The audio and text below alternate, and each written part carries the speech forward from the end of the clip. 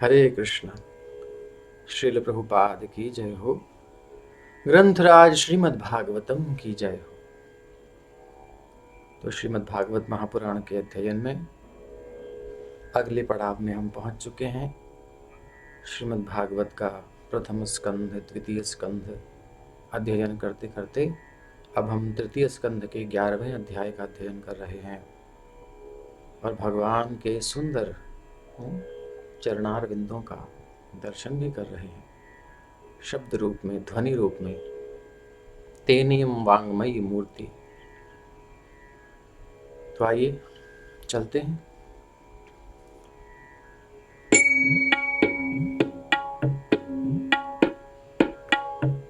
जय राधा माधव कुंज बिहारी, जय राधा माधव कुंज बिहारी, गोपी जन वल्लभ गिरिवरधारी,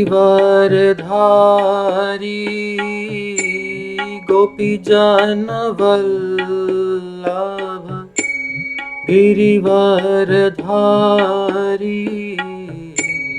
जय राधा माधव कुंज बिहारी, जय राधा माधव कुंज बिहारी, यशोदनंदन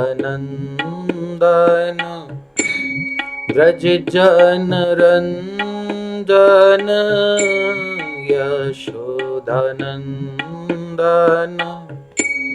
व्रज जन रंजन, यमुना तीर वनचारी, यमुना तीर वनचारी, जय राधा माधव कुंज बिहारी, गोपी जन वल्लभ गिरिवरधारी, यशोदानंदन व्रज जन रंजन, यशोदानंदन व्रज जन रंजन, यमुना तीरवनचारी, जय राधा माधव कुंज बिहारी। हरे कृष्ण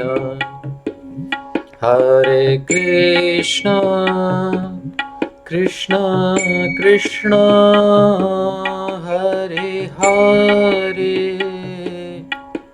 हरे राम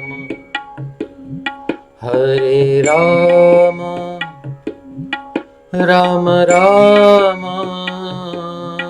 हरे हरे, हरे कृष्ण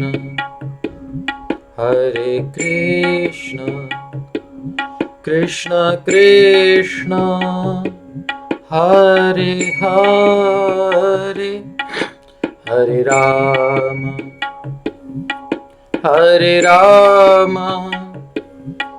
राम राम हरे हरे, हरे कृष्ण कृष्ण कृष्ण हरे हरे, हरे राम राम राम हरे हरे, हरे कृष्ण कृष्ण कृष्ण हरे हरे, हरे राम राम राम हरे हरे, हरे कृष्ण कृष्ण कृष्ण हरे हरे, हरे राम राम राम हरे हरे, हरे कृष्ण कृष्ण कृष्ण हरे हरे, हरे राम राम राम हरे हरे, हरे कृष्ण कृष्ण कृष्ण हरे हरे, हरे राम राम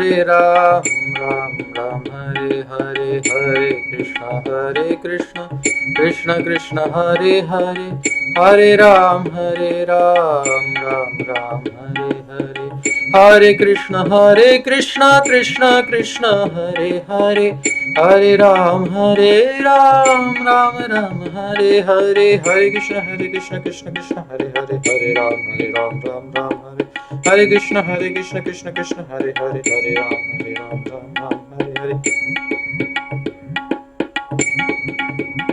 हरे कृष्ण कृष्ण कृष्ण हरे हरे, हरे राम राम राम हरे हरे, हरे कृष्ण कृष्ण कृष्ण हरे हरे, हरे राम राम राम हरे हरे। जय ओम विष्णुपाद परमहंस परिव्राजकाचार्य अष्टोत्तर श्री श्रीमद्भैचरणारविंद भक्ति वेदांत स्वामी प्रभुपाद की जय। जय ओम विष्णुपाद परमहंस परिव्राजकाचार्य अष्टोत्तर श्री श्रीमद्भक्ति सिद्धांत सरस्वती गोस्वामी प्रभुपाद की जय। साक्षात वैराग्य मूर्ति श्री श्री गौर किशोर दास बाबा जी महाराज की जय। सच्चिदानंद शील भक्ति विनोद ठाकुर की जय। वैष्णव सार्वभौम श्री जगन्नाथ दास बाबा जी महाराज की जय।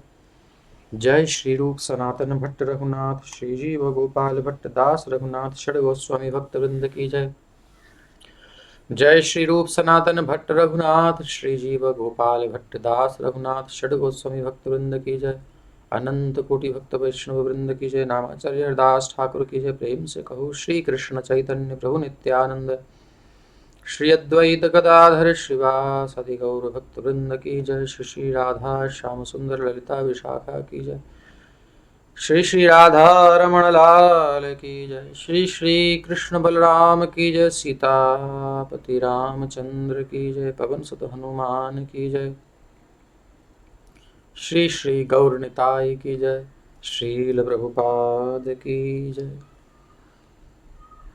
सभी एकत्रित भक्तों की जय जयकार हो। सभी एकत्रित भक्तों की जय जयकार हो। गुरु गौरांग की जय जयकार हो। निताय गौर प्रेमानंदे हरि हरि बोल। श्रीमद् भागवत महापुराण की जय। हरे कृष्णा। तो सर्वप्रथम मंगलाचरण करते हैं और मंगलाचरण के बाद हम प्रारंभ करते हैं जहाँ से कल हमने छोड़ा था वहाँ से।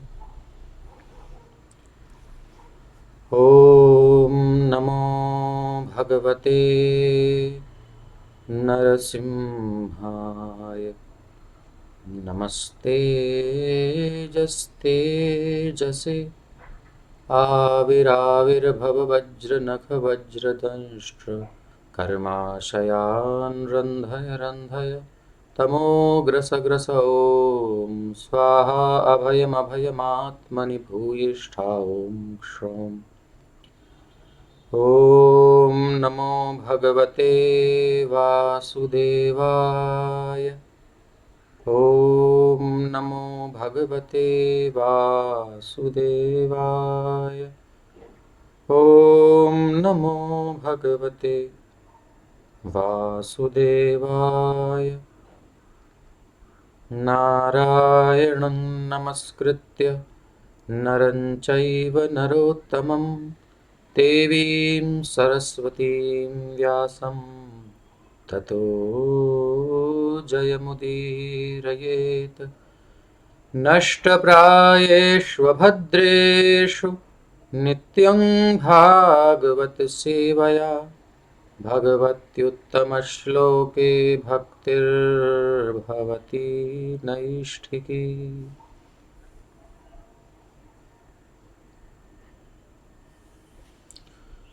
तो हमने कल सुना कि विदुर जी ने प्रश्न किए थे तो मैत्रेय जी से, और देवताओं की आयु आदि सब जान करके काल की गणना हमने कल सुनी और संभवतः मनन भी की होगी। तो आइए अगले पड़ाव पर चलते हैं। विदुर जी प्रश्न कर रहे हैं, पितृदेव मनुष्याणाम आयुः परमिदं स्मृतम्। तीसरा स्कंद 11वां अध्याय 16वां श्लोक है श्रील प्रभुपाद जी के तात्पर्य में हम समझेंगे भागवत में। पितृदेव मनुष्याणाम आयुः परमिदं स्मृतं परेषां गतिमाचक्ष्व ये स्युः कल्पाद् बहिर्विदः। कह रहे हैं, विदुर जी कहते हैं कि मैं पितृलोकों, स्वर्ग लोकों तथा मनुष्यों के लोक के निवासियों की आयु को समझ पाया हूँ। याद ही है आपको। कृपया आप मुझे उन महान विद्वान जीवों की जीवन अवधि के विषय में बताएं जो कल्प की परिधि के परे हैं। देवताओं से भी ऊपर, जो कल्प यानी ब्रह्मा जी के एक दिन की अवधि से भी परे हैं। ब्रह्मा के दिन की समाप्ति पर ब्रह्मांड का जो आंशिक विलय होता है उससे सारे लोग प्रभावित नहीं होते। जैसे किसान का घर प्रभावित नहीं होता खेत में पानी भर जाने पर, जबकि वहाँ की जो चींटियों के बिल हैं, सांपों के चूहों के बिल हैं, उनमें प्रलय हो जाती है, लेकिन किसान के घर में प्रलय नहीं होती। इसी भांति से ब्रह्मा के दिन की समाप्ति होने पर ब्रह्मांड का जो आंशिक विलय होता है उससे सारे लोग प्रभावित नहीं होते। लोक अत्यधिक विद्वान जीवों जैसे कि सनक तथा भृगु के लोक कल्पों के प्रलयों से भयभीत नहीं होते। भृगु आदि जो ऋषि हैं, मुनि हैं, सनक सनंदन सनातन सनत कुमार हैं, इनके लोक में प्रलय नहीं पहुंचती है। सारे लोग विभिन्न प्रकार के हैं। कौन सी प्रलय? आंशिक प्रलय, ब्रह्मा जी के एक दिन में होने वाली। महाप्रलय में तो सब समाप्त। तो सारे लोग विभिन्न प्रकार के हैं और उनमें से हर एक भिन्न काल चक्र द्वारा नियंत्रित होता है, अर्थात हर जगह अलग अलग काल चक्र है। हमने कल इसको अच्छे से समझा है। पृथ्वी लोक का काल अन्य अधिक उच्चस्थ लोकों पर लागू नहीं होता। यहाँ की जो काल की सीमा है, काल का जो माप है, ये और लोगों पर लागू नहीं होता। अतः विदुर यहाँ पर अन्य लोगों की कालावधि के विषय में प्रश्न कर रहे हैं। यहाँ हमारी 100 आयु 100 साल की निर्धारित है ना, ये आयु अन्य लोकों में इतनी नहीं होती है, वहाँ काल का माप थोड़ा बड़ा होता है। आगे चलते हैं। 17वां श्लोक। भगवान वेद कालस्य गतिं भगवतो ननु विश्वं विचक्षते धीरा योगराध्येन चक्षुषा। हे आध्यात्मिक रूप से शक्तिशाली, आप उस नित्य काल की गतियों को समझ सकते हैं जो पूर्ण पुरुषोत्तम भगवान का नियंत्रक स्वरूप है। क्योंकि आप स्वरूप सिद्ध व्यक्ति हैं, अतः आप योग की दृष्टि से हर एक वस्तु देख सकते हैं। तो मैत्रेय जी उत्तर देते हैं। कृतं त्रेता द्वापरं च कलिश्चेति चतुर्युगम् दिव्यैर्द्वादशभिर्वर्षैः सावधानं निरूपितम्। कृतं, अच्छा, मैत्रेय जी ने सीधे कल्पों की ऊंचे जो जिनकी आयु है एक कल्प से अधिक, उन ऋषियों मुनियों के बारे में डायरेक्ट बोलने के पहले हमको पहले हमारी जहाँ तक गणित समझ में आ रही है वहाँ से स्टार्टिंग करते हैं। हमने कल देखा देवताओं की आयु तक, ब्रह्मा जी की आयु तो नहीं, देवता की आयु तक हमको बताया गया था। पितृलोकों की आयु, उनका टाइम का हिसाब कितना होता है, देवताओं का कितना होता है। यहाँ के 6 महीने और 6 महीने दिन उनका होता है, 6 महीने की उनकी रात होती है देवताओं की। ठीक है, तो वहीं से शुरू कर रहे हैं आगे बताने के लिए। कहते हैं कि हे विदुर, चारों युग सत्य, त्रेता, द्वापर तथा कलयुग कहलाते हैं। इन सबों के कुल वर्षों का योग देवताओं के 12,000 वर्षों के बराबर है। यानी कि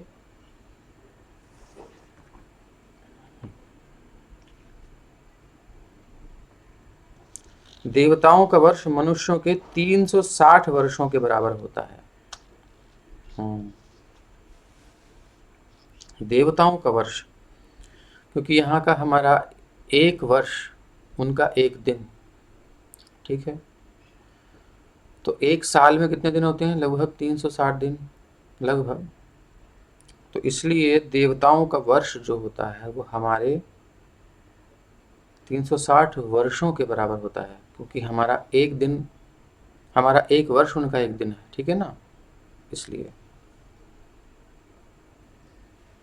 देवताओं का वर्ष मनुष्यों के 360 वर्षों के बराबर होता है। जैसा कि आगे के श्लोकों से स्पष्ट हो जाएगा, देवताओं के 12,000 वर्ष, जिसमें संधि काल की अवधियां अर्थात युग की संध्याएं हैं, जैसे सतयुग और त्रेता, त्रेता और द्वापर, द्वापर और कली, इस संधि हो रही है जहां से कनेक्शन होता है उसे संधि कहते हैं। तो वो अवधि भी एक बहुत बड़ा समय होता है, अर्थात युग संध्या, जो दो युगों की जब मिलन होता है, जो उसमें संध्या होती है, उसको संध्या कहते हैं मिलन को। अब ये सतयुग जा रहा है और त्रेता आ रहा है, त्रेता जा रहा है और द्वापर आ रहा है, द्वापर जा रहा है और कलयुग आ रहा है। तो ये युग संध्यायाम, अथातो युग संध्यायाम, हमने प्रथम स्कंद में सुना था व्यास देव जी के विषय में। युग की संध्या हो रही है, द्वापर जा रहा है, कलयुग आ रहा है, तो ये जो दोनों का मिलन है उसे युग संध्या भी सम्मिलित हैं। उपर्युक्त 4 युगों के योग के तुल्य हैं। इस तरह उपर्युक्त चारों युगों का संपूर्ण योग 4,32,4,32,00,000 वर्ष है।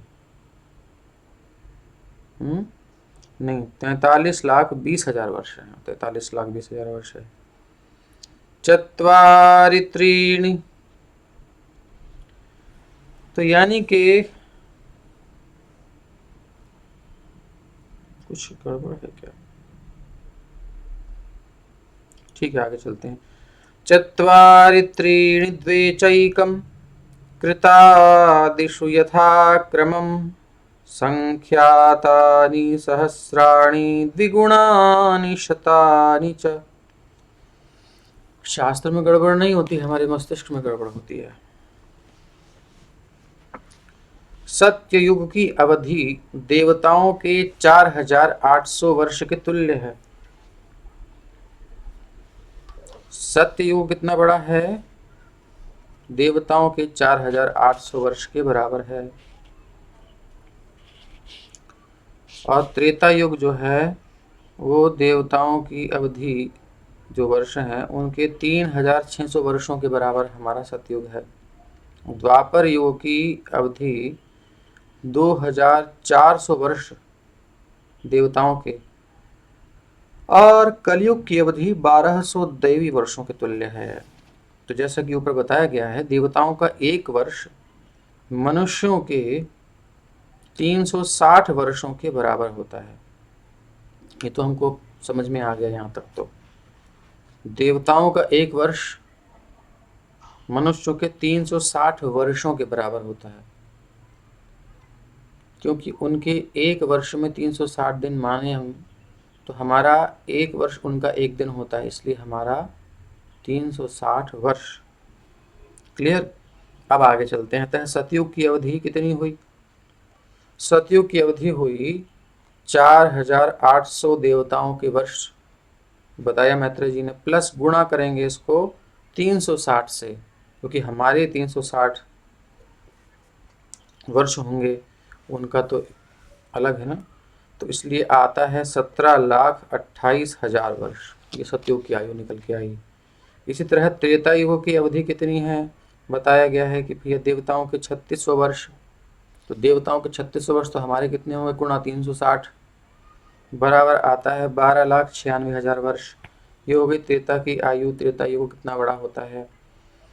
उसके बाद आता है द्वापर युग। द्वापर युग की अवधि बताई देवताओं के 2400 वर्ष। अब देवताओं के 2400 वर्ष हमारा कितने हो गए? हमारे हिसाब से 360 से गुणा कर दिया, आ गया 8,64,000 वर्ष। ऐसे ही कलयुग की अवधि देवताओं के 12,000 वर्ष, तो हमारे कितने हुए? 12,000 गुणा 360 बराबर आया 4,32,000 वर्ष। ये कलयुग की आयु ऐसे निकली है। ठीक है, कोई पूछे कि कहाँ दिया गया है, तो श्रीमद् भागवत में आप देखेंगे तीसरे स्कंद 11वें अध्याय का 19वां श्लोक है। थोड़ा कभी किसी प्रिंट में ऊपर नीचे हो जाता है, आधा श्लोक इधर उधर करने से, तो ऊपर नीचे देख सकते हैं, कभी कभी ऐसा हो जाता है। श्लोक वही है, लेकिन कोई कभी कभी 3 हिस्से होते हैं ना एक श्लोक में, जैसे 2 की जगह 3, तो वो कभी उसको 2 गिन लेता है, कोई 1 ही गिनता है, इस प्रकार से। तो संख्या में कभी कभी भेद हो सकता है, बट ऊपर नीचे थोड़ा सा देखेंगे तो मिल जाएगा। संध्या संध्यांशयोरंतर यह कालः शतसंख्ययोः तमेवाहुर्युगं तज्ज्ञा यत्र धर्मो विधीयते। प्रत्येक युग के पहले तथा बाद के संधि काल। अच्छा, युग का एक बिगिनिंग होता है, एक एंड होता है, तो बिगिनिंग में भी संधि होती है उसकी, और जो उसके बाद अगला युग आता है, पिछला युग उसको छोड़ करके इसमें ये युग आ रहा है तो ये संधि हो गई, फिर इस युग के बाद दूसरा युग आएगा इसलिए वो भी संधि होगी, तो आदि और अंत वाली। तो प्रत्येक युग के पहले तथा बाद के संधि काल जो कि कुछ 100 वर्षों के होते हैं, वो संधि काल भी अलग से उनको देखा जाता है, वो कुछ 100 वर्षों के होते हैं। उस काउंटिंग में तो आ गया, लेकिन उसमें से कुछ हिस्सा हम संधि काल का मानते हैं, युग संध्या का।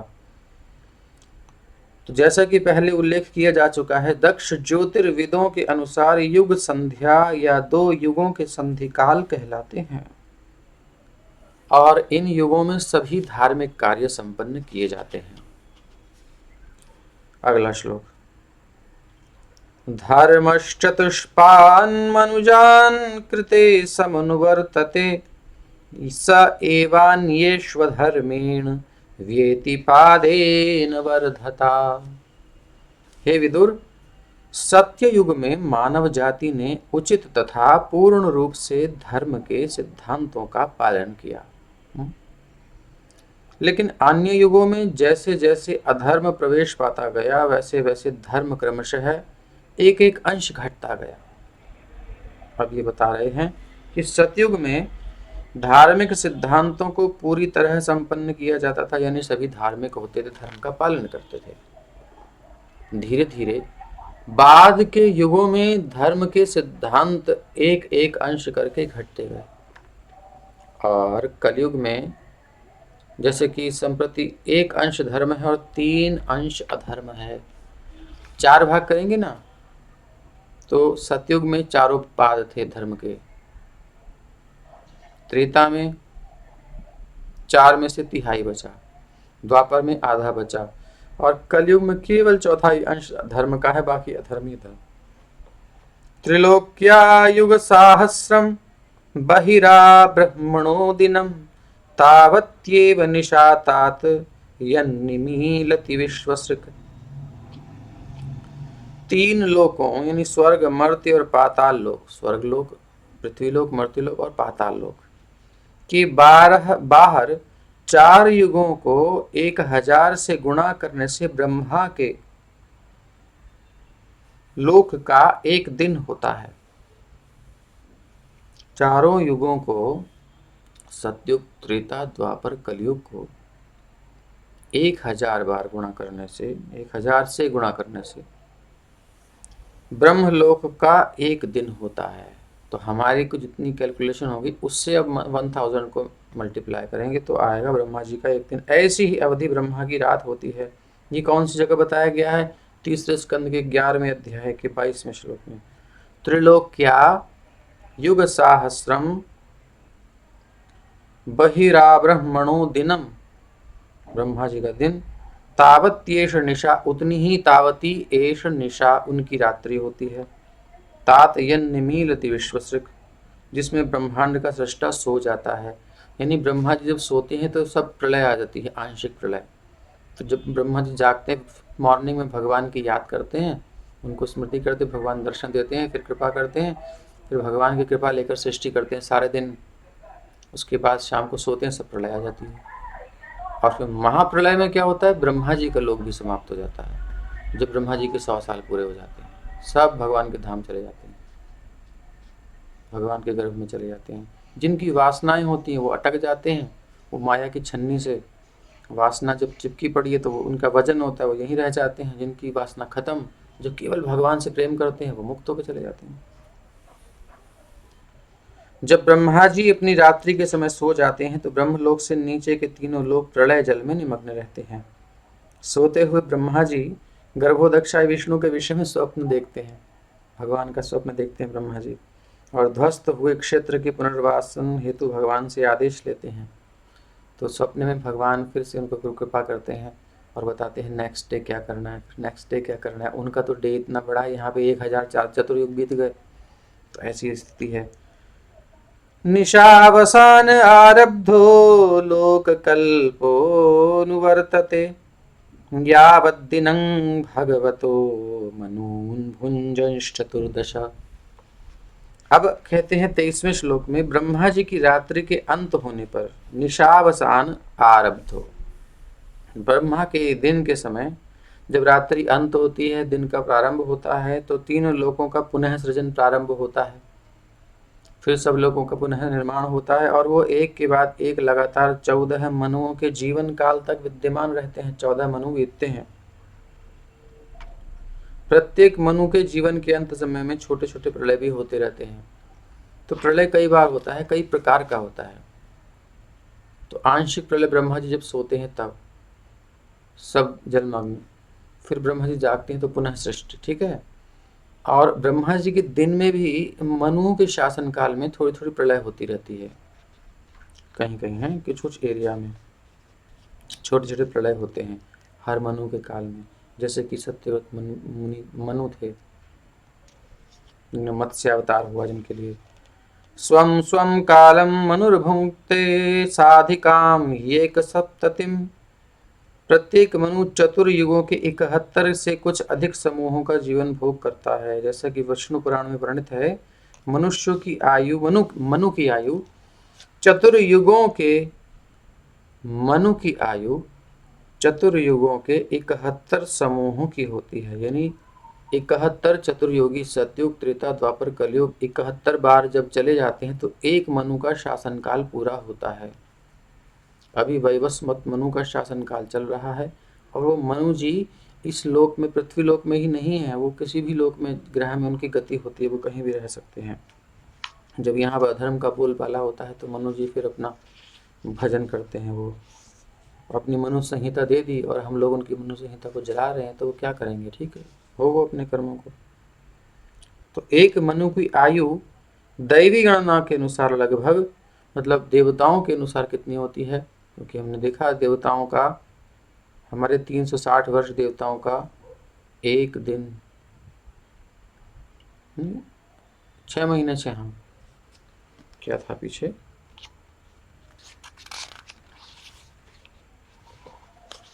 स्मृति, देवताओं का वर्ष, हाँ, देवताओं का वर्ष मनुष्य के 360 वर्षों के बराबर है।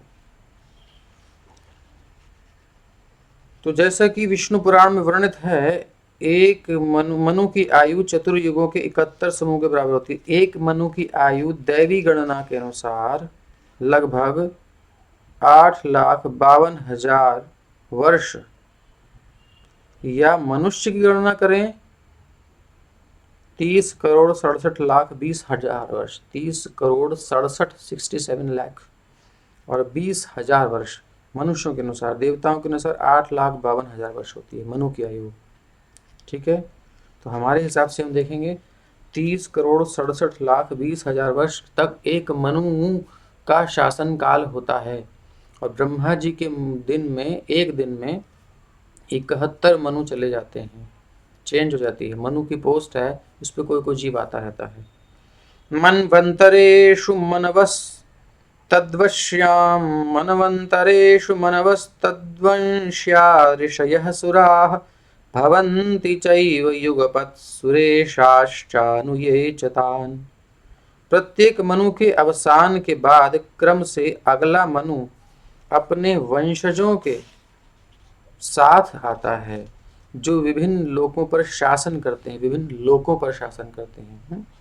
किंतु 7 विख्यात ऋषि तथा इंद्र जैसे देवता एवं गंधर्व जैसे उनके अनुयायी मनु के साथ साथ प्रकट होते हैं। तो ब्रह्मा जी के एक दिन में 14 मनु होते हैं और उनमें से हर एक के अलग अलग वंशज होते हैं, सब मनु के अलग। एष दैनन्दिनः सर्गो ब्राह्मस्त्रैलोक्यवर्तनः तिर्यं नृपितृदेवानां संभवो यत्र कर्मभिः। तो ब्रह्मा के दिन के समय सृष्टि में तीनों लोक, स्वर्गलोक, पृथ्वीलोक तथा पाताल लोक चक्कर लगाते हैं, तथा मनुष्येतर, मनुष्यों से इतर जो अलग हैं, पशु आदि हैं, इतर मतलब नीचे हैं, मनुष्येतर पशु और मनुष्य और देवता तथा पितृगण समेत, इन सब के समेत सारे निवासी अपने अपने सकाम कर्मों के अनुसार प्रकट तथा अप्रकट होते रहते हैं। भूत्वा भूत्वा प्रलयते, सृष्टि और फिर नाश, सृष्टि फिर नाश, प्रलय। मन्वन्तरेषु भगवान् बिभ्रत्सत्वं स्वमूर्तिभिः, मन्वादिभिरिदं विश्वमवत्युदितपौरुषः। प्रत्येक मनु के बदलने के साथ पूर्ण पुरुषोत्तम भगवान विभिन्न अवतारों के रूप में, जैसे कि मनु इत्यादि के रूप में, अपनी अंतरंगा शक्ति प्रकट करते हुए अवतीर्ण होते हैं। तो मनु जब बदलते हैं उस समय भगवान विभिन्न अवतारों के रूप में, जैसे कि मनु इत्यादि के रूप में, अपनी अंतरंगा शक्ति प्रकट करते हुए अवतरित होते हैं। इस तरह प्राप्त हुई शक्ति से वो ब्रह्मांड का पालन करते हैं। तो एक मनु के बाद दूसरा मनु, भगवान के मनवंतरावतार भी होते हैं मनुओं के काल में। तमो मात्रामुपादाय प्रतिसंरुद्ध विक्रमः, कालेनानुगता शेष आस्ते तूष्णीं दिनात्यये। दिन का अंत होने पर तमोगुण के नगण्य अंश के अंतर्गत, जब दिन का अंत होता है ब्रह्मा जी के, तो तमोगुण के नगण्य अंश के अंतर्गत ब्रह्मांड की शक्तिशाली अभिव्यक्ति रात के अंधेरे में लीन हो जाती है। नित्य काल के प्रभाव से असंख्य जीव उस प्रलय में लीन रहते हैं। तो काल का हम हिसाब किताब सुन ही चुके हैं। तो नित्य काल के प्रभाव से असंख्य जीव, असंख्य, इनकी काउंटिंग कभी नहीं कर सकते, उस प्रलय में लीन रहते हैं और हर वस्तु मौन रहती है। मौन मतलब प्रलय, शांति, शांति, स्थिरता। संसार जब नष्ट हो जाएगा तो सब शांत हो जाएगा। तो भौतिक जगत में तो ऐसे मौन रहते हैं, कुछ एक्टिविटी नहीं है, सब खत्म। ये श्लोक ब्रह्मरात्रि की व्याख्या करता है। ब्रह्मा जी की जो रात है उसकी व्याख्या कर रहा है श्लोक, जो प्रकृति के तमोगुण के क्षुद्र अंश के संपर्क में काल के प्रभाव का परिणाम है। जब काल क्षुद्र तमोगुण का स्पर्श करता है तो उस प्रकार से तीनों लोकों का प्रलय तमस के अवतार रुद्र द्वारा लाया जाता है, जो नित्य काल की उस अग्नि के द्वारा प्रदर्शित होता है, जो तीनों लोकों में प्रज्वलित रहती है। ये तीनों लोक भू, भुवः और स्वः, पाताल लोक, मर्त्य लोक, मनुष्य लोक और स्वर्ग लोक कहलाते हैं। असंख्य जीव उस प्रलय में लीन होते हैं, जो परमेश्वर की शक्ति के दृश्य पर पटाक्षेप जैसी प्रतीत होती है, और इस तरह हर वस्तु मौन हो जाती है, सब शांत हो जाता है। तमेवान्वपि धीयन्ते लोका भूरादयस्त्रयः, निशायामनुवृत्तायां निर्मुक्त शशिभास्करम्। कहते हैं जब ब्रह्मा जी की रात शुरू होती है तो तीनों लोक दृष्टिगोचर नहीं होते। तीनों लोक, सत्य, वो ऊर्ध्वलोक, स्वर्गलोक, पाताल लोक और पृथ्वी लोक, ठीक है, तीनों लोक दिखाई नहीं देते। और सूर्य तथा चंद्रमा तेज विहीन हो जाते हैं। सूर्य का, अब जैसे सर्दी में सूर्य का प्रकाश नहीं होता है ना, तेज विहीन सा लगता है। तो ये वास्तव में तेज विहीन नहीं है, लेकिन हमारे वातावरण में ऐसा प्रभाव है। लेकिन इसे समझ सकते हैं कि जब बहुत सर्दी होती है, सूर्य नहीं निकलता है तो कैसा लगता है। तो जब लाइट डिम हो जाती है तो प्रकाश नहीं होता, मानो सूर्य ने अपनी पावर कम कर ली है, डिम हो गया है। तो सूर्य का प्रकाश नहीं होता, चंद्रमा का भी तेज नहीं होता ब्रह्मा जी की रात के समय। अब जैसे हम लोग सोते हैं तो नाइट बल्ब जलाते हैं ना, तो ब्रह्मा जी के लिए भी ये जो ब्रह्मांड के जितने सूर्य हैं और चंद्र हैं, हमारे हर ब्रह्मांड में अलग होता है, तो सूर्य और चंद्र की लाइट डिम हो जाती है नेचुरल। ब्रह्मा जी सो रहे हैं, अभी सृष्टि का काम नहीं है, अभी वर्किंग आवर नहीं है ना, इसलिए लाइट नहीं चाहिए। किंतु स्वयं सूर्य तथा चंद्रमा लुप्त नहीं होते। चंद्रमा सूर्य रहते हैं, रात्रि के समय प्रलय होती है और सब जलमग्न हो जाता है, सब बराबर हो जाता है, लेकिन सूर्य और चंद्र लाइट डिम कर देते हैं, नाइट लैंप समझ लीजिए, और उसके बाद तेज नहीं रहता उनका, लेकिन रहते हैं। वो ब्रह्मांड के शेष भाग में जो तीनों लोकों के मंडल से परे हैं प्रकट होते हैं। तो हमारे एरिया में, नीचे के एरिया में वो नहीं होते, ऊपर उनका प्रकाश होता है। प्रलयग्रस्त, जैसे कि अभी हम जानते हैं बादलों से घिरे हुए, ठंड से कोहरे से घिरे हुए, हम नहीं देख पा रहे, लेकिन सूर्य का प्रकाश बादलों से ऊपर है। तो प्रलयग्रस्त भाग सूर्य की किरणों या चंद्रमा की चमक के बिना रह जाता है। प्रलयग्रस्त भाग सूर्य की किरणों या चंद्रमा की चमक के बिना रह जाता है। जो प्रलय का भाग होता है वहां पर सूर्य की किरणें और चंद्रमा की किरणें नहीं पहुंचती। कहने का मतलब ये है, यहाँ उनकी लाइट डिम हो जाती है। सर्वत्र अंधकार रहता है और जल भरा रहता है और ना रुकने वाली वायु चलती है, इतनी हवा चलती है जो रुकने वाली नहीं है बस। जैसा कि अगले श्लोकों में बताया गया है। कैसा बताया गया, सुनिए। त्रिलोक्यां दह्यमानायां शक्त्या संकर्षणाग्निना यान्त्यूष्मणा महर्लोकाज्जनं भृग्वादयोर्दिताः। संकर्षण के मुख से निकलने वाली अग्नि के कारण, संकर्षण के मुख से निकलने वाली अग्नि के कारण प्रलय होता है, और इस तरह भृगु इत्यादि महर्षि तथा महर्लोक के अन्य निवासी उस प्रज्वलित अग्नि की ऊष्मा से जो नीचे के तीनों लोकों में लगी रहती है व्याकुल होकर जनलोक को चले जाते हैं। तो उस समय क्या होता है, संकर्षण भगवान जो सब धारण किए हुए हैं उनके मुख से अग्नि निकलती है, उसके कारण प्रलय होता है, नीचे से आग होती है। और इस तरह भृगु इत्यादि महर्षि तथा महर्लोक के अन्य निवासी उस प्रज्वलित अग्नि की ऊष्मा से, बहुत ताप होता है जब हीट होती है, तो जो नीचे के लोकों में आग लगी होती है पाताल आदि में, व्याकुल होकर वो नीचे के लोगों से ऊपर के लोग, जनलोक, महरलोक, तपलोक, बहुत ऊंचे के लोग हैं, वहां चले जाते हैं। तावत् त्रिभुवनम सद्यः कल्पान्तैधित सिन्धवः प्लावयन्त्युत्कटाटोप चंडवाते ऋतोर्मयः। और प्रलय के इस प्रारंभ में सारे समुद्र उमड़ जाते हैं, सब समुद्र उमड़ उमड़ के बाहर आते हैं, सब अपना जल निकालते हैं। वैसे तो जल ज्यादा ही है, लेकिन ये भगवान की एक सीमा निर्धारित की गई है समुद्र की, तुम इससे बाहर नहीं जाओगे, इसलिए समुद्र अपनी सीमा में रहता है। यदा कदा सुनामी की थोड़ी बहुत लहर आ गई, अदरवाइज सीमा में रहता है, लेकिन प्रलय के समय में अपनी सीमा तोड़ देता है। उसका काम उस समय है सबको बराबर कर देना, सब पृथ्वी जलमग्न हो जाती है। तो प्रलय के प्रारंभ में सारे समुद्र उमड़ आते हैं और भीषण हवाएं, बहुत तेज आंधी तूफान चलता है, उग्र रूप में चलती है, बहुत उग्र। इस तरह समुद्र की लहरें भयावह बन जाती हैं, बहुत भयंकर लहरें होती हैं, और देखते ही देखते तीनों लोक जलमग्न हो जाते हैं, सब जलमग्न हो जाते हैं। तात्पर्य, कहा जाता है कि संकर्षण के मुख से निकलने वाली प्रज्वलित अग्नि देवताओं के 100 वर्ष तक या मनुष्य के 36,000 वर्षों तक धधकती है।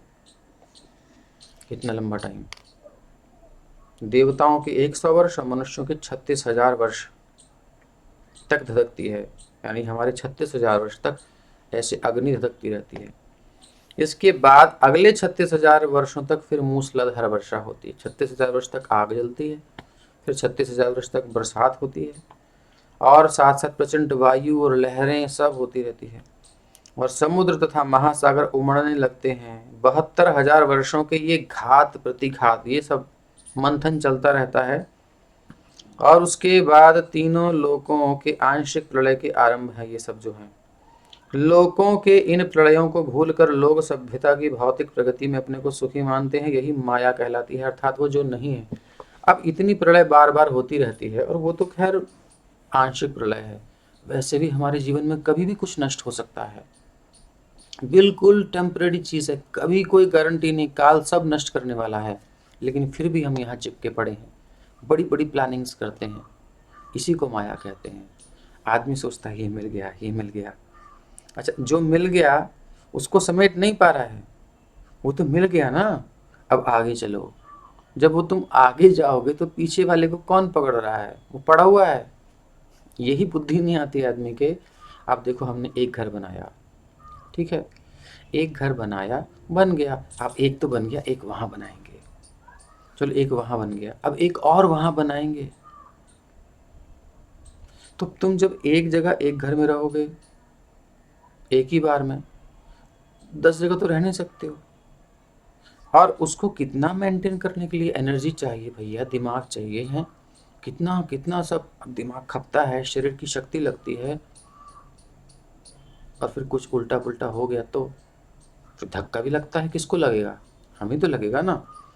यही माया है, पता है सब नष्ट होना है।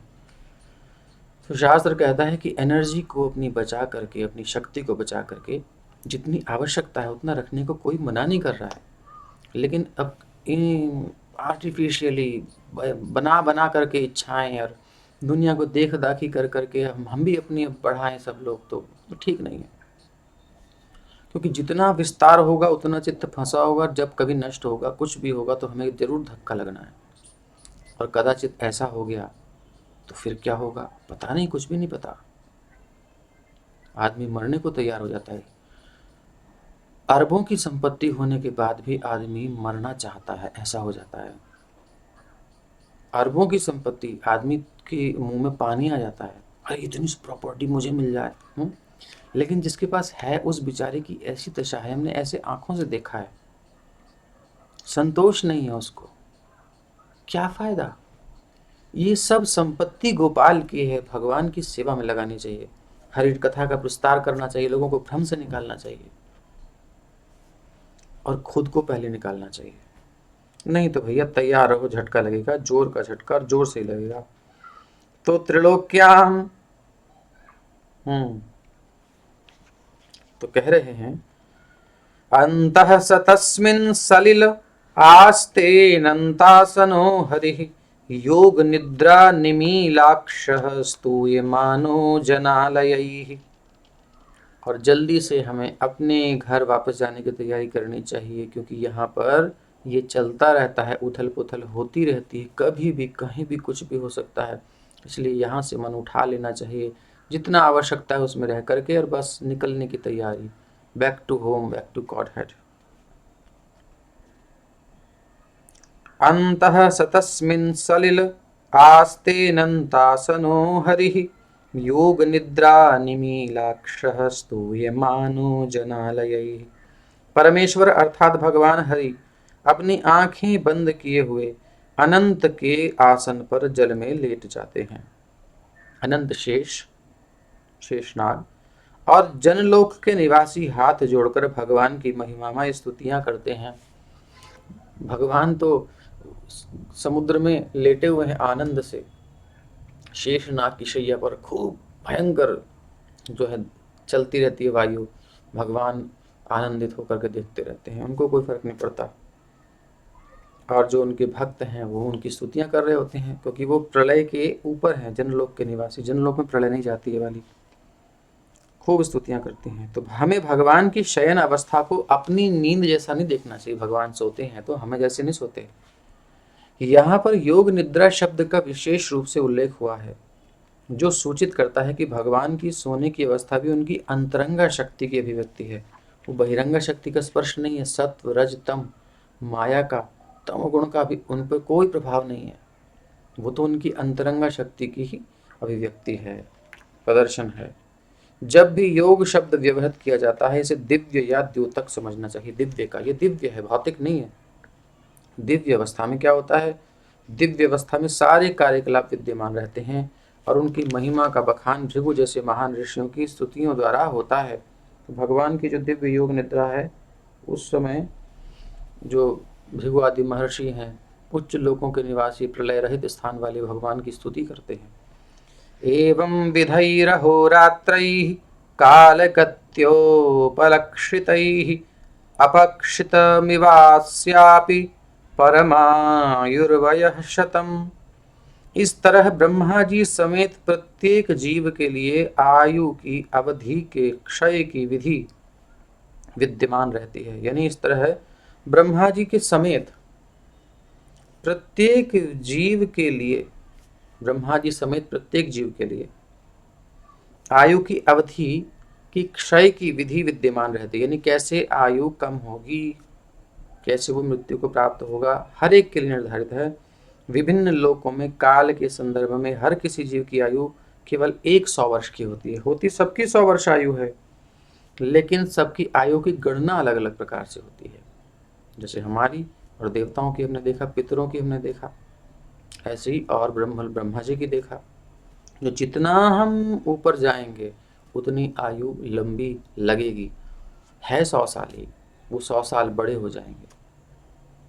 इस तरह ब्रह्मा जी ठीक है, विभिन्न जीवों के लिए विभिन्न लोकों में कालावधि के अनुसार हर जीव 100 वर्ष तक जीवित रहता है। जीवन के ये 100 वर्ष प्रत्येक अवस्था में समान नहीं होते।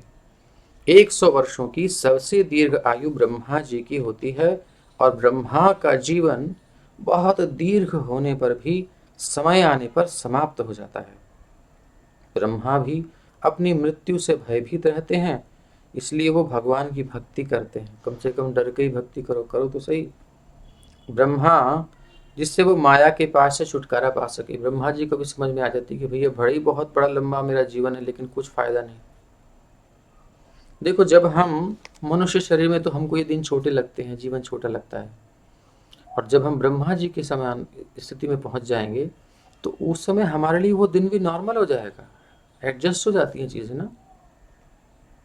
नई नई गाड़ी होती है तो एडजस्ट नहीं होता। ये किसी की गाड़ी मानो हमने एकदम से ले ली, उसे चलाने लगते हैं तो एडजस्टमेंट नहीं होता, लेकिन जब चलाने लगते हैं तो एडजस्ट हो जाता है, फिर वो नॉर्मल हो जाती है। तो हर व्यक्ति नई वस्तु को जब ग्रहण करता है, नई परिस्थिति को जब ग्रहण करता है, शुरू में थोड़ी सी दिक्कत होती है, लेकिन बाद में एडजस्ट हो जाता है, नॉर्मल हो जाता है, उसका हैबिचुअल हो जाता है, आदत पड़ जाती है। ऐसे ही जितना भी आपको सुख सुविधा संसाधन मिलेंगे, आपके लिए वो सब नॉर्मल हो जाने हैं। संतोष कहीं नहीं है भक्ति के बिना। इसलिए ब्रह्मा जी भक्ति करते हैं ताकि इस माया के चक्र से बच सके। माया हमको दिखाती है कि उसके पास ज़्यादा है, उसके पास ज़्यादा है, वैसा बन जा, वैसा बन जा। वो अपना काम कराए जा रही है और हम नौकर बन के करे जा रहे हैं। हमें सब छोड़ करके और बस जीवन की आवश्यकताओं के जितनी आवश्यकता है उसके अलावा समय बचा करके प्रेम से भगवान का भागवत पढ़ना चाहिए, नाम जप करना चाहिए। हरे कृष्ण कृष्ण कृष्ण हरे हरे, हरे राम राम राम हरे हरे, मस्त रहना चाहिए। हाँ, पशुओं में उत्तरदायित्व का कोई बोध नहीं होता, किंतु मनुष्य भी, जिनमें उत्तरदायित्व का बोध विकसित रहता है, भगवान की भक्ति में लगे बिना अपना अमूल्य समय, जिस समय का कोई मूल्य नहीं है, अगर 1 सेकंड भी करोड़ रुपए देकर के खरीदे नहीं मिलेगा, उस अमूल्य समय को बेकार में खोते रहते हैं। वो आसन्न मृत्यु से डरे बिना मौज से रहते हैं। बिल्कुल नहीं डरते कि मृत्यु आने वाली है और किसी भी क्षण आ सकती है। अगला शब्द मैं बोल पाऊंगा या नहीं पता नहीं, तो क्यों ना हम ऐसा काम करें जो हमारा नित्य कर्म है। एक बात सुनो, अभी जहां भी हम बैठे हैं ना, हमने जितना भी प्राप्त किया है कर लिया है, ठीक है, कर लिया ना। लेकिन इसी क्षण यदि मृत्यु आ जाए, खत्म। तो प्राप्त किसने किया? प्रश्न है, ये शरीर छूट गया, छूट गया, तो अब प्राप्त किसने किया? अरे जिस शरीर से हम पकड़ रहे हैं वो शरीर भी तो नहीं है। और खाली हाथ आए थे खाली हाथ जाएंगे तो कहते हैं, मगर हाथ भी कहाँ आया था और कहाँ गया? हाथ भी इस पेट में बना था, और मृत्यु के बाद हाथ भी नहीं जाएगा, हाथ भी यहीं रह जाएगा। खाली हाथ भी चले जाए तब भी बहुत बड़ी बात है। तो कुछ नहीं है।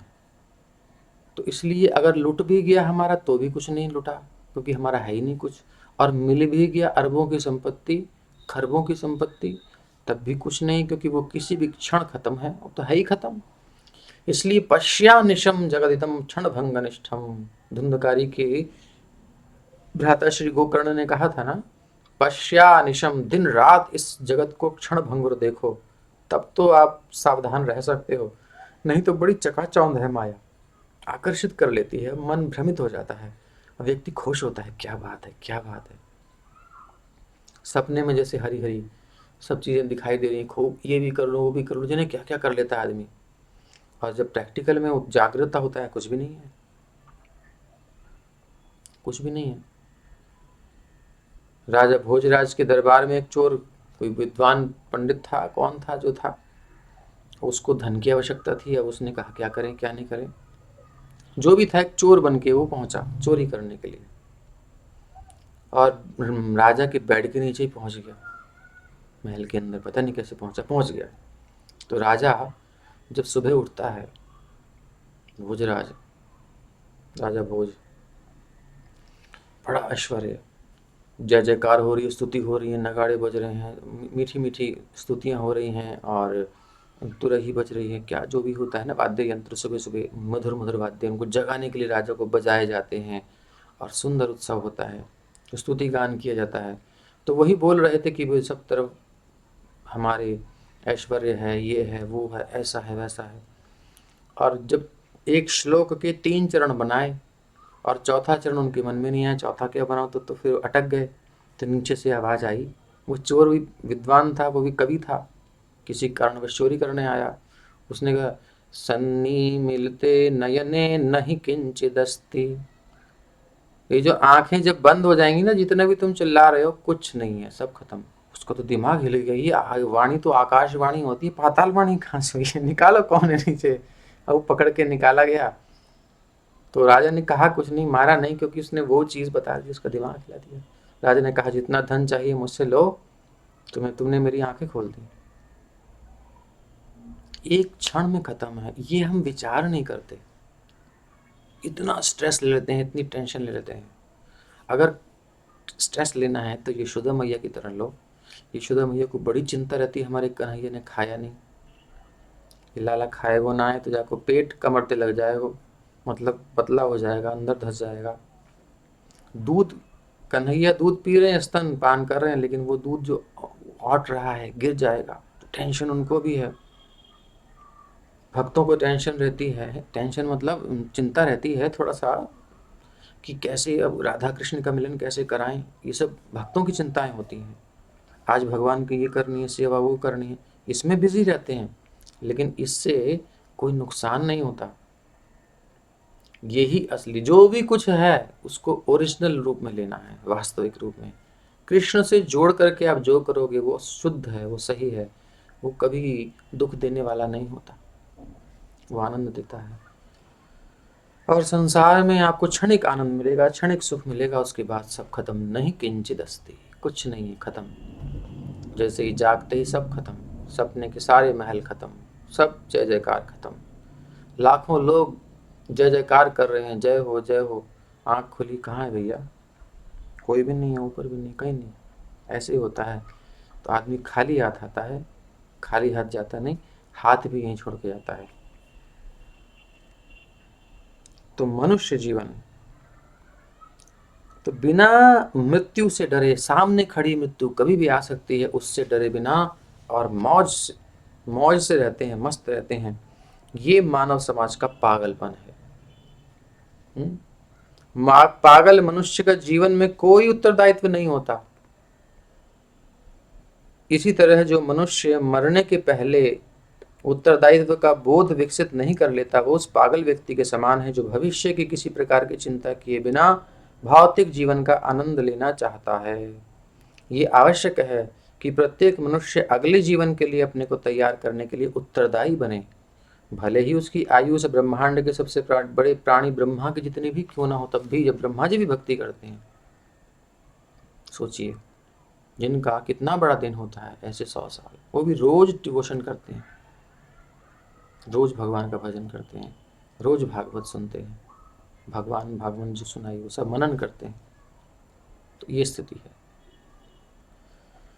यदर्धमायुषस्तस्य परार्धमभिधीयते पूर्वः परार्धोपक्रांतो ह्यपरोद्य प्रवर्तते।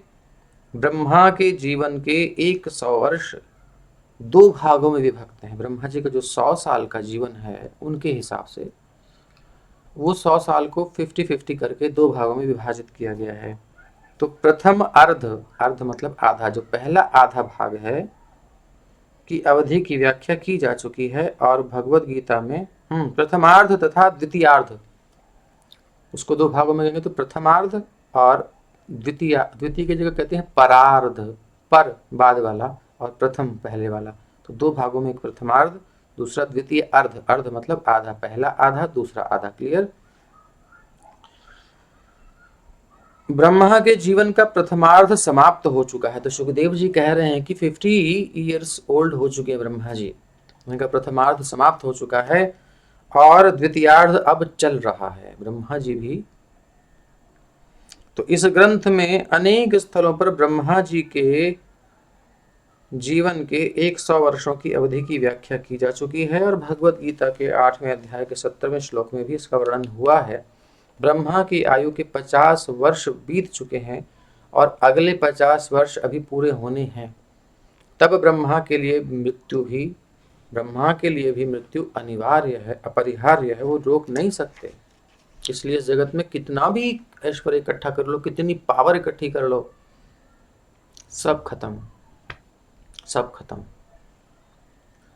पूर्वस्यादौ परार्धस्य, अच्छा ये वो बताओ, ट्रेडमिल पर हम दौड़ते हैं, जब दौड़ लगाते हैं तो दूरी कितनी तय होती है? दूरी तो बहुत तय कर लेते हैं हम। जो मशीन पर दौड़ते हैं ना आदमी, एक जगह खड़े होकर वो पैर हिलता रहता है, मशीन नीचे से रखती रहती है, तो दौड़ते हैं, खूब दौड़ते हैं, पसीने पसीने हो जाते हैं, थक के शक्ति चूर्ण हो जाती है, तो दौड़ते भी हैं और इतने किलोमीटर लिखा भी आता है दौड़ा हुआ, लेकिन खड़े कहाँ हैं? वहीं के वहीं, वहीं तो खड़े होते हैं, तो पट्टी सरक रही है। तो इसी प्रकार से हम जीवन भर दौड़ करते हैं, दौड़ धूप करते हैं, मेहनत करते हैं, इकट्ठा करते हैं, और जब ये रोक करके देखते हैं तो दुनिया दिखाती है, देखो तुमने ये इकट्ठा कर लिया, वो इकट्ठा कर लिया, ये तुम्हारी जगह, वो खुश होता रहता है, होता रहता है, होता रहता है। और जैसे ही बुढ़ापा आता है उसे समझ में आ जाता है कि एक्चुअली कुछ भी मेरा नहीं है। मृत्यु के कुछ क्षण पूर्व समझ में आ जाती है चीज़ें कि क्या है, सब खत्म, बेकार किया, टाइम वेस्ट किया, अब क्या करूं? अब मैं यहाँ से जा रहा हूं तो अब मैं क्या लेके जाऊं? हाथ भी मेरा साथ नहीं जाएगा, क्या लेके जाऊंगा मैं? लेकिन मुझे जाना तो है, क्या तैयारी करी है? ये अभी सोचने का समय है। इसलिए ये सब कुछ ज़्यादा मत समेटो, उसको समेटो जो हमेशा रहने वाला है, हरि नाम, हरि कथा।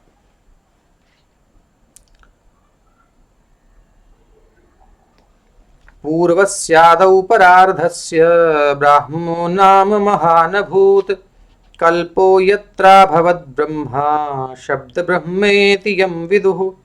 ब्रह्मा के जीवन के प्रथम अर्ध के प्रारंभ में ब्राह्म कल्प नामक कल्प था। अब ये ब्रह्मा जी का हर दिन को कल्प कहते हैं, ठीक है ना? तो अब ब्राह्म कल्प, अब कल्पों के भी अलग अलग नाम हैं। तो ब्राह्म कल्प नामक कल्प था जिसमें ब्रह्मा जी उत्पन्न हुए। वेदों का जन्म ब्रह्मा के जन्म के साथ साथ हुआ, ब्रह्मा जी के साथ ही वेदों का भी जन्म हुआ। पद्म पुराण प्रभास कांड के अनुसार ब्रह्मा के 30 दिनों में कई कल्प तथा वराह कल्प तथा पितृकल्प घटित हो जाते हैं। ब्रह्मा जी के 30 दिनों में, 30 दिन का ब्रह्मा का एक महीना होता है जो पूर्ण चंद्रमा से लेकर चंद्रमा के अस्त होने तक चलता है। ऐसे 12 मासों में पूरा वर्ष बनता है और 50 वर्ष तक एक परार्ध को पूरा करते हैं। 50 वर्ष एक परार्ध को पूरा करते हैं, अर्थात ब्रह्मा की आयु के आधे के तुल्य होते हैं। भगवान का श्वेत वराह कल्प प्राकट्य ब्रह्मा का पहला जन्मदिन है। जब श्वेत वराह प्रकटित थे तो ब्रह्मा जी का पहला जन्मदिन होता है। ब्रह्मा की जन्म तिथि हिंदू ज्योतिष गणना के अनुसार मार्च मास में पड़ती है। ब्रह्मा जी की जन्म तिथि कब है? पद्य मार्च मास में। ये कथन श्री विश्वनाथ चक्रवर्ती ठाकुर की व्याख्या से जैसे का तैसा हम बता रहे हैं। जिसको और डिटेल जाननी है श्रीपाद विश्वनाथ चक्रवर्ती ठाकुर के द्वारा की गई टीका पर जाइए। तस्यैव चान्ते कल्पो भूद्यं पाद्ममभिचक्षते, यद्धरेर्नाभिसरस आसील्लोकसरोरुहम्। प्रथम ब्राह्म कल्प के बाद का कल्प, प्रथम ब्राह्म कल्प के बाद का कल्प पाद्म कल्प कहलाता है, क्योंकि उस कल्प में विश्व रूपी कमल विकसित होता है। और कुछ पुराणों में पाद्म कल्प को पितृकल्प भी कहा गया है। अयं तु कथितः कल्पो द्वितीयस्यापि भारत, वाराह इति विख्यातो यत्रासीच्छूकरो हरिः। हे भरतवंशी, ब्रह्मा के जीवन के द्वितीयार्ध में, यानी आधे 50 साल इधर चले गए, अगले वाले 50 साल जो अभी चल रहे हैं, उसमें प्रथम कल्प वाराह कल्प भी कहलाता है, क्योंकि उस कल्प में भगवान का सूकर अवतार के रूप में प्रकट हुए थे भगवान। ब्राह्म, पाद्म तथा वाराह कल्प नामक विभिन्न कल्प ये अभिज्ञ व्यक्ति को कुछ चक्कर में डालने वाले लगते हैं कि चक्कर क्या है। तो कुछ ऐसे विद्वान हैं जो इन कल्पों को एक ही मानते हैं। तो श्रील विश्वनाथ चक्रवर्ती के अनुसार ब्राह्म कल्प प्रथमार्ध के प्रारंभ में पाद्म कल्प जैसा प्रतीत होता है। तो नाम में थोड़ा सा कभी कभी, लेकिन हम तो मूल पाठ का पालन कर सकते हैं जो मूल में लिखा है, और ये समझ सकते हैं कि वर्तमान कल्प ब्रह्मा की आयु की अवधि के सेकंड पार्ट में है, द्वितीयार्ध में है। कालोऽयं द्विपरार्धाख्यो निमेष उपचर्यते, अव्याकृतस्यानन्तस्य ह्यनादिर्जगदात्मनः। जैसा कि ऊपर कहा जा चुका है, ब्रह्मा के जीवन के 2 भागों की अवधि के लिए, भगवान के लिए क्या है, ब्रह्मा जी के 2 भाग हैं, 50 साल इधर 50 साल इधर, कितने बड़े हैं आपको पता ही है। अब वो भी क्या है, भगवान के लिए क्या है, पलक झपक गई, खत्म काम।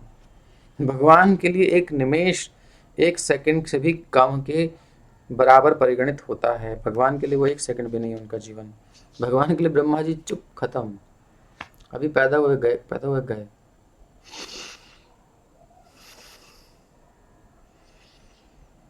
भगवान सांस छोड़ते हैं, ब्रह्मांड प्रकट होते हैं, ठीक है, उसमें प्रकट होकर फिर कुछ समय तक रहते हैं, फिर उसके बाद आपने देखा ना सृष्टि विक्रम, कितने हजार साल तक पड़े रहे, उसके बाद फिर गर्भोदक्षाय विष्णु, फिर उसके बाद देवता ने स्तुति करी, फिर ब्रह्मा जी प्रकट हुए, वो बीच चक्कर में पड़े रहे, कितना लंबा टाइम।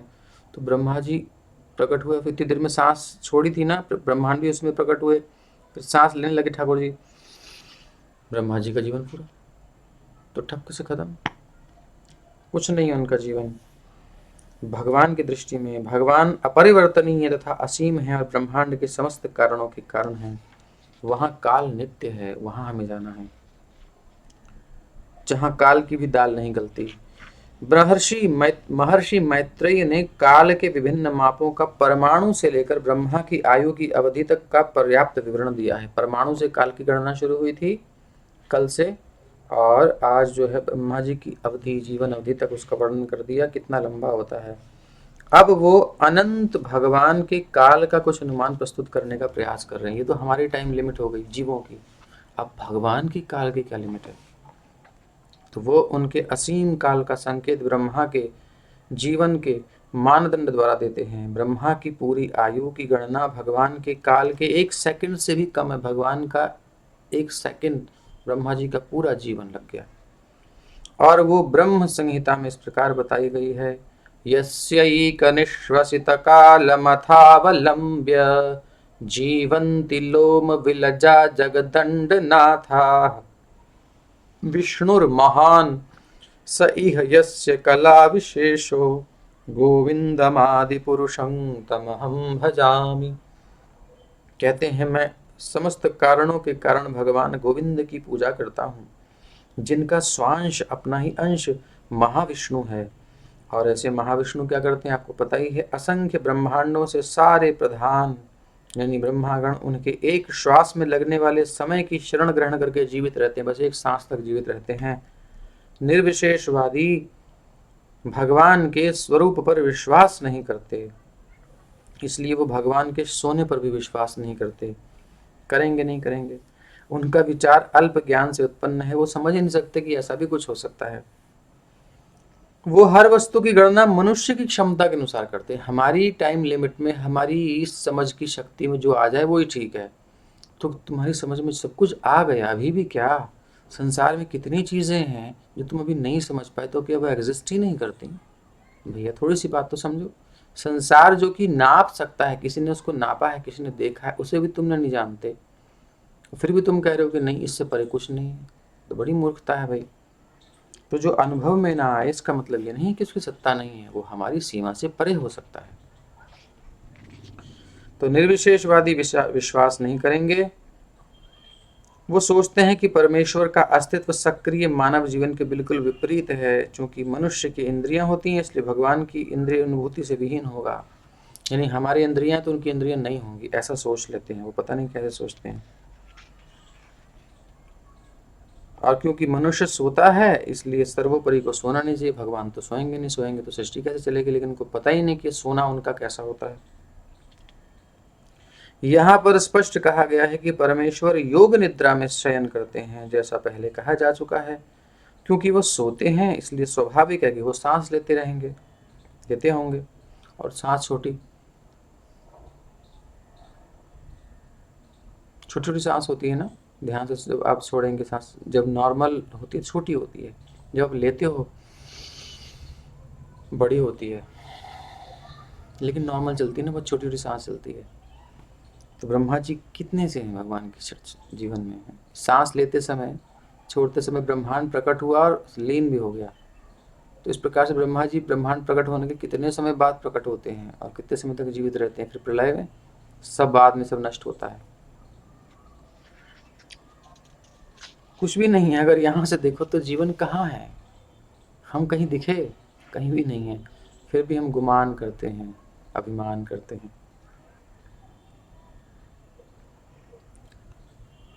तो जीवंती लोम विलजा जगदंड नाथा। और ऐसे भगवान विष्णु भी, जो कि सृष्टि का, ब्रह्मांड को प्रकट करने वाले हैं, वो भी जिनकी कला विशेष है, उन गोविंद भगवान श्री कृष्ण की कला ही है बस, तो उनकी क्या स्थिति होगी सोचिए। श्रीमद् भागवत तथा ब्रह्म संहिता में पूर्ण मत ऐक्य है। ब्रह्म संहिता और भागवत एक ही बात कर रही हैं, दो शास्त्र मैच करते हैं। नित्य काल कभी भी ब्रह्मा के जीवन के साथ नष्ट नहीं होता। जो काल है, नित्य काल, वो कभी खत्म नहीं होता। ब्रह्मा जी खत्म हो जाते हैं, सबको काल निगल लेता है, सबको निगल लेता है, लेकिन स्वयं बचा रहता है। वो भगवान का प्रतिनिधि है, भगवान को नहीं निगल सकता। किंतु पूर्ण पुरुषोत्तम भगवान को नियंत्रित करने की इसमें क्षमता नहीं है, क्योंकि भगवान काल के भी नियंत्रक हैं, कंट्रोलर हैं। तो आध्यात्मिक जगत में काल तो निस्संदेह है, काल रहता है भगवान के धाम में भी, लेकिन कार्यकलापों पर उसका नियंत्रण नहीं होता। इसके ऊपर नियंत्रण होता है सबका, कि अब कौन सा काल चाहिए, सुबह का चाहिए, शाम का चाहिए, कि अब ऋतु कौन सी चाहिए। यानी यहाँ काल को निर्देशित किया जाता है, तुम्हें ऐसा करना है। काल कंट्रोल में नहीं करता किसी को। काल असीम है और आध्यात्मिक जगत भी असीम है, क्योंकि वहाँ हर वस्तु परम स्तर पर विद्यमान रहती है। भैया उस जगत की बात हम सुन रहे हैं, अभी अभी नहीं समझ में आ रही, तो जब पहुँचेंगे तो क्या होगा सोचो जरा। इमेजिनेशन करनी चाहिए, थोड़ी सी सोच लेना चाहिए कि कितना बड़ा होगा। ऐसे तो सोच सकते हैं ना, कितना सुंदर होगा, जहाँ पर कुछ भी नष्ट नहीं होता। आप जिस रूप में जो देख रहे हो उसी रूप में हमेशा रहेगा। भगवान की बाल लीला नित्य है, हमेशा, जब चाहे तब देख लो। उनकी कैशोर लीला नित्य है। जो भी लीला है सब एग्जिस्ट कर रही हैं आज भी, और अनंत समय बाद भी करेंगी। सब चल रही हैं, सब चल रही हैं। हर मोमेंट बिल्कुल, हर क्षण बिल्कुल नया है, ताजा है, ऐसा है। कालोऽयं परमाणवादिर्विपरार्धान्त ईश्वरः नैवेशितुं प्रभुर्भूम्न ईश्वरो धाम मानिनाम।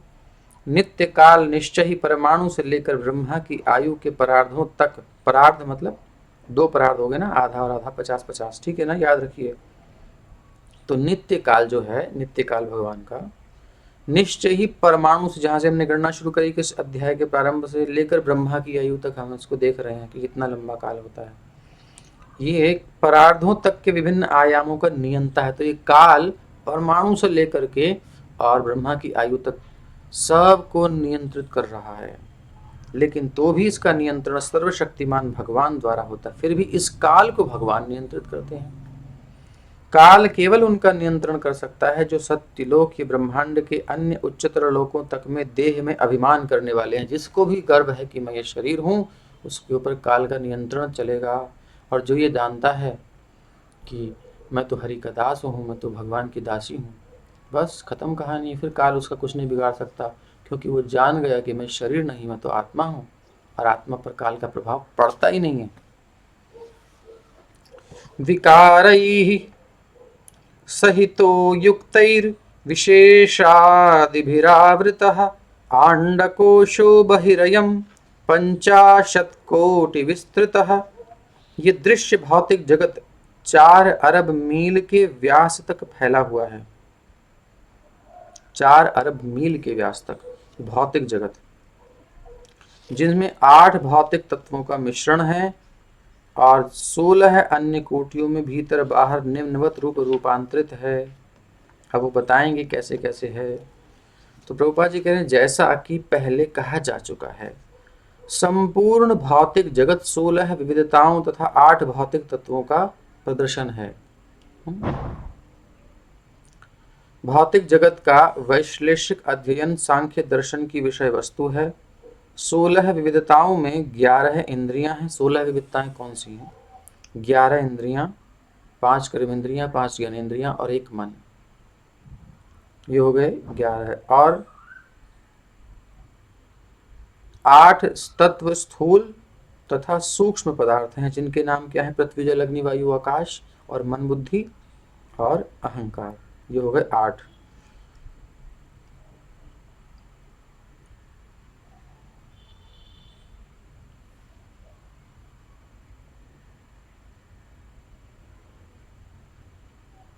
ठीक है ना? 11 इंद्रियां हो गई, सूक्ष्म इंद्रियां तो कर्मेंद्रिय, ज्ञानेंद्रिय, 1 मन, ये हो गए 11। और ये हो गए 8 तत्व,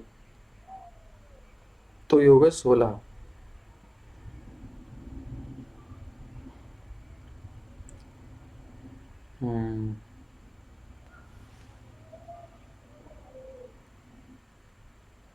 तो ये 16 और 8 हो गए। अब ये सभी परस्पर मिश्रित होकर मिल करके संपूर्ण ब्रह्मांड में फैले हुए हैं, जो 4 अरब मील के व्यास में विस्तीर्ण है। 4 अरब मील का व्यास है। व्यास, व्यास मतलब सर्किल जब बनाते हैं तो जो केंद्र होता है, उस केंद्र से जो उसकी परिधि तक जाती है वो होती है त्रिज्या। और जब इस केंद्र से इस परिधि को और इधर भी परिधि को पूरा जब लेते हैं, हाफ, पूरा गोला हाफ कर देते हैं, तो होती है, क्या कह रहे हैं,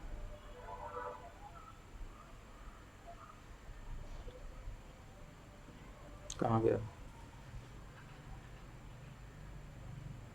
व्यास, हाँ व्यास, ठीक है, व्यास हो गया।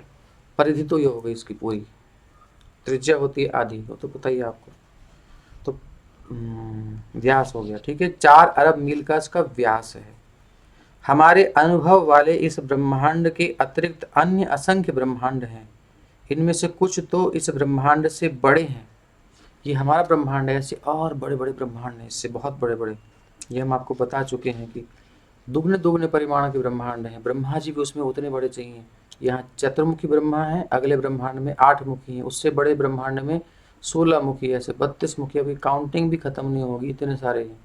बुद्धि खत्म हो जाएगी लेकिन काउंटिंग खत्म नहीं होगी। भगवान की लीला तो न्यारी है जी। तो हमारे अनुभव वाले इस ब्रह्मांड के अतिरिक्त अन्य असंख्य ब्रह्मांड हैं। इनमें से कुछ तो इस ब्रह्मांड से बड़े हैं और वो सभी एक समान भौतिक तत्वों के अंतर्गत एक साथ संकुचित रहते हैं, जिनका वर्णन नीचे दिया हुआ है। तो बता रहे हैं क्या क्या है। दशोत्तराधिकैर्यत्र प्रविष्टः परमाणुवत् लक्ष्यतेऽन्तर्गताश्चान्ये कोटिशो ह्यंडराशयः। कह रहे हैं, ब्रह्मांडों को ढके रखने वाले तत्वों की परतें पिछली वाली से 10 गुना अधिक मोटी होती हैं। ब्रह्मांड को ये लेयर से एक के ऊपर एक, और हर लेयर जो ऊपर होती है वो पिछली लेयर यानी परत से मोटी होती है। 10 गुनी मोटी होती है। और ये सारे ब्रह्मांड एक साथ संकुचित होकर परमाणुओं के विशाल संयोग जैसे प्रतीत होते हैं। तात्पर्य, ब्रह्मांडों के आवरण यानी कोश भी पृथ्वी, जल, अग्नि, वायु तथा आकाश के तत्वों से बने होते हैं। अब इसको कैसे समझें? जैसे आप कोई फल लेते हो जिसमें कई परतें हैं, ऐसा कुछ लो, जैसे पत्ता गोभी समझ लो, है हाँ। तो पत्ता गोभी में एक पत्ता उतारते हैं, पुराना हो जाता है ना, सब्जी वाले क्या करते हैं, जो पुरानी हो गई तो उसके ऊपर के पत्ते को हटा देते हैं, नीचे से नया नया निकलता है, फिर जो पुराना होता है फिर उसे हटा देते हैं, ऐसे तो बिक ही जाता है जब तक। तो एक लेयर फिर दूसरी लेयर, ऐसे समझ लो, अब समझ में आ जाएगा। तो ब्रह्मांडों के आवरण, ये आवरण है, जो एक पत्ता है, दूसरा पत्ता है, उसको ढके हुआ है। तो मानो 10 पत्ते हों ऐसे, एक के ऊपर एक लेयर हों, तो वो भी काय कहे कि पृथ्वी, जल, अग्नि, वायु, आकाश के तत्वों की बनी होती है और पहले वाले आवरण की अपेक्षा 10 गुना मोटी होती है। तो ब्रह्मांड का पहला आवरण क्या है? ब्रह्मांड का पहला आवरण पृथ्वी तत्व, और उसका 10 गुना है, और ये ब्रह्मांड से 10 गुना है, ब्रह्मांड से 10 गुना है पृथ्वी का आवरण, पृथ्वी तत्व का। और उससे यदि ब्रह्मांड 4 अरब मील आकार का है, ठीक है, तो पृथ्वी के आवरण का आकार 4 गुणा 10 अर्थात 40 अरब मील का है। और जल का आवरण, क्योंकि उससे 10 गुना होगा, तो ये हो गया 80, 40 धाम कितना हो गया? 400, बताओ, 400 अरब मील का जो है जल का आवरण हो गया। फिर उसका 10 गुना, 400 गुणा 10, 4000, बाप रे। ऐसे वायु का आवरण, फिर अग्नि का आवरण 10 गुना अधिक। और उसके बाद ये ब्रह्मांड पदार्थ के आवरणों के भीतर आवरणों की तुलना में परमाणु जैसा प्रतीत होता है, यानी इतनी लेयर्स के अंदर ये बहुत छोटा सा ब्रह्मांड है। हम सोच नहीं सकते कि कितनी सारी चीजें हो रही हैं, बहुत दूर की बातें हैं। और ब्रह्मांडों की संख्या उन लोगों को भी ज्ञात नहीं जो ब्रह्मांडों के आवरणों का अनुमान लगा सकते हैं, जो आवरण को भी जान सकते हैं, उनको भी ये पता नहीं कि ऐसे कितने ब्रह्मांड हैं। सबसे छोटा हमारा है, ये तो पक्का है। अब लगाइए बुद्धि कहाँ है, बुद्धि कहाँ है, हम कहाँ है, हमारा ब्रह्मांड कुछ नहीं है। भागवत पढ़ने से बुद्धि बहुत विशाल हो जाती है, संसार तुच्छ हो जाता है, सूक्ष्म हो जाता है। लेकिन जब भागवत से बाहर निकलते हैं तो सब दिखाई देने लगता है। तदाहुरक्षरं ब्रह्म सर्व कारण कारणम विष्णोर्धाम परम साक्षात पुरुषस्य महात्मनः। इसलिए भगवान श्री कृष्ण समस्त कारणों के आदि कारण कहलाते हैं। इस प्रकार विष्णु का आध्यात्मिक धाम निस्संदेह शाश्वत है, और ये समस्त अभिव्यक्तियों के उद्गम महाविष्णु का भी धाम है। तो महाविष्णु जो कि कारणारणम में योग निद्रा में शयन करते हैं, सृष्टि प्रकरण में याद कीजिए जहाँ से ब्रह्मांड प्रकट होते हैं। तो कारणारणम में, कारण समुद्र में योग निद्रा में शयन करते हैं और अपनी श्वास के द्वारा असंख्य ब्रह्मांडों को उत्पन्न करते हैं। भौतिक जगतों की क्षणिक अभिव्यक्ति के लिए महत तत्व में क्षण भर के लिए ही प्रकट होते हैं, केवल क्षण भर के लिए, उनके लिए केवल क्षण भर के लिए प्रकट होते हैं। और यहाँ कितना बड़ा हमको लगता है, यही माया है। वो भगवान श्री कृष्ण के स्वांश हैं, और इस तरह भगवान कृष्ण से अभिन्न होकर भी भौतिक जगत में अवतार के रूप में उनका वैधानिक प्राकट्य अस्थायी है। भगवान का आदि रूप वस्तुतः स्वरूप या असली रूप है, और वो वैकुंठ जगत में नित्यवास करते हैं। यहाँ पर प्रयुक्त महात्मनः शब्द महाविष्णु को सूचित करने के लिए आया है, और उनका असली स्वरूप भगवान कृष्ण है जो परम कहलाते हैं। इसकी पुष्टि ब्रह्म संहिता में हुई है। ईश्वरः परमः कृष्णः सच्चिदानंद विग्रह अनादिरादिर गोविंदः सर्व कारण कारणम। सब कारणों के कारण हमारे ये महाराज गोविंद हैं। यही है सबके कारण, इन्हीं का सारा विस्तार है। इतना भयंकर वाला विस्तार है कि हमारी बुद्धि भी खत्म हो जाएगी, पगला जाएंगे हम। और ये मुस्कुरा रहे हैं, इसलिए सबसे अच्छा है सब तज और हरि भज, पकड़ लो इनके चरण, प्रभुपाद जी के आश्रय के द्वारा। तो परमेश्वर अर्थात भगवान कृष्ण आदि भगवान हैं जो गोविंद कहलाते हैं। उनका रूप शाश्वत आनंदमय तथा ज्ञानमय है और वो समस्त कारणों के आदि कारण हैं। तो भैया ये सब चक्कर है। ब्रह्मांड के आवरण के बारे में आपको नेट में कुछ ना कुछ मिल जाएगा कि लेयर्स ऑफ यूनिवर्स वैदिक सिस्टम से तो कैसे कैसे कितना केस में संभाल के रखा है और फिर उसको लय कैसे करना, सब सिस्टमेटिक। इतना बड़ा व्यापार जिसका है, हम तो थोड़ी 2-4 साइट में ही घबरा जाते हैं। विश्व में 4-10-15 हमारी साइटें हो जाएं तो आदमी पगला जाता है, उसका एरिया हो जाए कुछ। तो भगवान का सोचिए कितना विस्तार है, कितने बड़े बड़े ब्रह्मांडों का नियंत्रण चल रहा है उसके अंदर की। और सूक्ष्म से सूक्ष्म बात, एक चींटी के अंदर भी क्या है, उसकी क्या सब सिस्टम है, उसके जन्मों जन्मों का हिसाब डेटा सब लीक हो चुका है। हम लोग बड़ी सिक्योरिटी से रहते हैं अपने अंदर, हमारी बात किसी को पता न चले, लेकिन भगवान के सामने सब लीक है डाटा। अब तो व्हाट्सएप भी लीक कर रहा है सबका, आपने तो जान नहीं लिया होगा। तो चाहे तो टेलीग्राम पे भी आ सकते हैं। और आप एक नंबर जो है ना हमारा, ये इस नंबर को तो अपने पास रख ही लो, क्योंकि कुछ पता नहीं कौन सा प्लेटफॉर्म कब क्या हो जाए। कल को यूट्यूब का पता नहीं कौन सी स्ट्राइक दे दे, क्या पता, किसी का कुछ भरोसा थोड़ी है। ये नंबर आप अपने पास रख लो, कभी भी हम कभी डिसअपियर हो जाते हैं इन प्लेटफॉर्म से कहीं, तो कहाँ प्रकट होंगे आप नंबर से पता कर लेना, अगर आप जुड़े रहना चाहते हो तो नंबर पे ध्यान दो, बाकी चीज़ें आती जाती रहती हैं। हरे कृष्ण कृष्ण कृष्ण हरे हरे, हरे राम राम राम हरे हरे। श्रील प्रभुपाद की जय हो। तो इस प्रकार से हमारे श्रीमद् भागवत का थोड़ा गंभीर विषय चल रहा है, इसलिए ज़्यादा समय नहीं ले रहे हम। आप इस पर मनन चिंतन कीजिए और कुछ प्रश्न हो तो कर सकते हैं, आज कल में ही कर लीजिएगा। पीछे वालों का उत्तर फिर पीछे ही रह जाता है ना, क्योंकि बहुत बड़ा कार्य है और बहुत लोग भी हमारे पास नहीं हैं, इसलिए। तो बहुत बहुत धन्यवाद, आज आपका संग हमें मिला, भागवत का संग मिला। भागवत जी को धन्यवाद, श्री प्रभुपाद जी की बड़ी कृपा, इनकी कृपा से जो है हमें श्रीमद् भागवत ये मिल रहा है।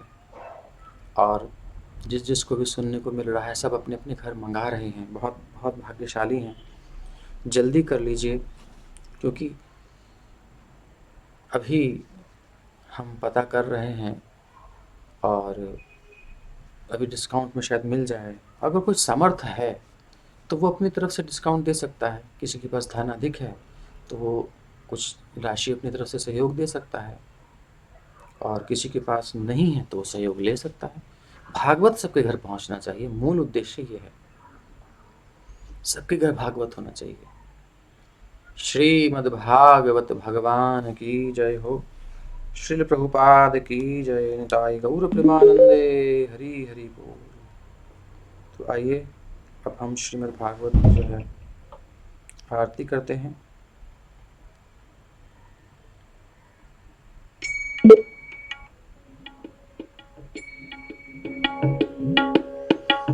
आरती अति पावन पुराण की, आरती अति पावन पुराण की, धर्म भक्ति विज्ञान खान की, धर्म भक्ति विज्ञान खान की, महापुराण भागवत निर्मल, महापुराण भागवत निर्मल, शुक मुख विगलित निगम कल्प फल, शुक मुख विगलित निगम कल्प फल, परमानंद सुधारसमय कल, परमानंद सुधारसमय कल, लीलारती रस रस निधान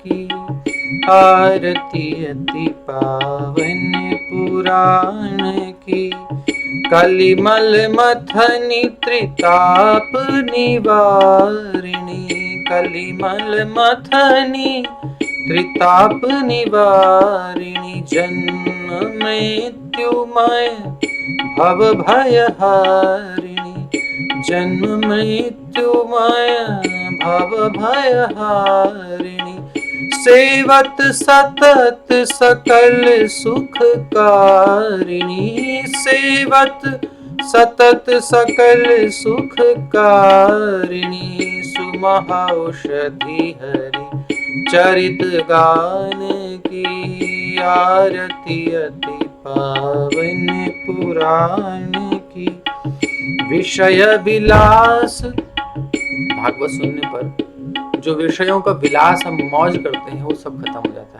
क्योंकि पता चल जाता है कि धोखा है।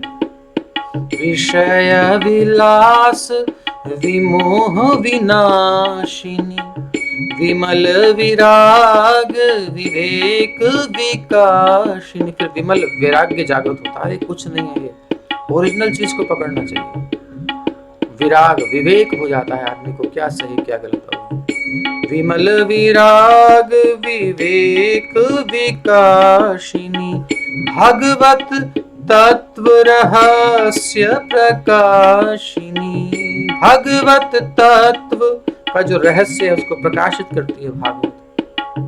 रहस्य प्रकाशिनी परम ज्योति परमात्म ज्ञान की आरती अति पावन पुराण की। परमहंस मुनि मन उल्लासिनी रसिक हृदय रस रास विलासिनी भुक्ति मुक्ति रति प्रेम सुदासिनी भुक्ति मुक्ति रति प्रेम सुदासिनी कथाय किंचन प्रिय सुजान की आरती अति पावन पुराण की। धर्म भक्ति विज्ञान खान की। हरे कृष्ण कृष्ण कृष्ण हरे हरे हरे राम राम राम हरे हरे हरे कृष्ण कृष्ण कृष्ण हरे हरे हरे राम राम राम हरे हरे। जय ओम विष्णुपाद परमहंस परिव्राज कचार्य अष्टोत्तर शत श्री श्रीमद्भय चरणारविंद भक्ति वेदांत स्वामी प्रभुपाद की जय। ये जो हम आचार्यों को प्रणाम करते हैं ये बहुत जरूरी है।